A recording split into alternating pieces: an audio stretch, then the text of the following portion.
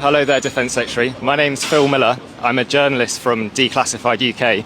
Can I ask you a couple of questions about the Royal Air Force surveillance flights that you keep sending over Gaza and the intelligence that you're sharing with Israel, Minister?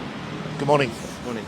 How can you justify continuing to send these planes over Gaza and sharing intelligence with Israel when your own government has just sanctioned two far-right ministers? One of them's the National Security Minister, the other has duties in the Defence Ministry. Why are you still sharing intelligence with Israel at this stage of the genocide? Look, I've made entirely clear to Parliament the nature of those flights, the restricted nature of the intelligence linked to finding and helping free hostages, and I've got nothing more to add. Isn't it time you did a proper sit-down interview with a journalist about this, though, sir? Because you've not really had any independent scrutiny of these flights. I think you'd be hard-pressed to come up with another cabinet member who's done more sit-down interviews with the media in the last 2 or 3 weeks than me as Defence Secretary, because we face very difficult times, changing world, increasing threats, and that's why we're... But no journalist has asked you about the Royal Air Force spy flights over Gaza, have they, Minister? You've sent hundreds of these flights.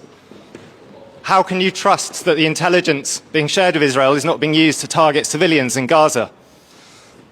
So that was the Defence Secretary, John Healey, there, refusing to give a proper interview to Declassified. As soon as we started asking about Israel, he'd very obviously sped up and tried to get away. Clear off the steps, please. Thank you. To protect the site. Thank you. We've just been asked by the security there to move away from the steps in front of the Ministry of Defence, but we'll just go down to what I believe is a public byway in front of the MOD. Well, that was quite dangerous, actually. John Healey was so keen to avoid our questions about his support for Israel's military that he just walked out in front of oncoming traffic in Whitehall. Didn't really expect him to be in such a rush. You would think he could answer questions and not risk his own life to try and avoid them.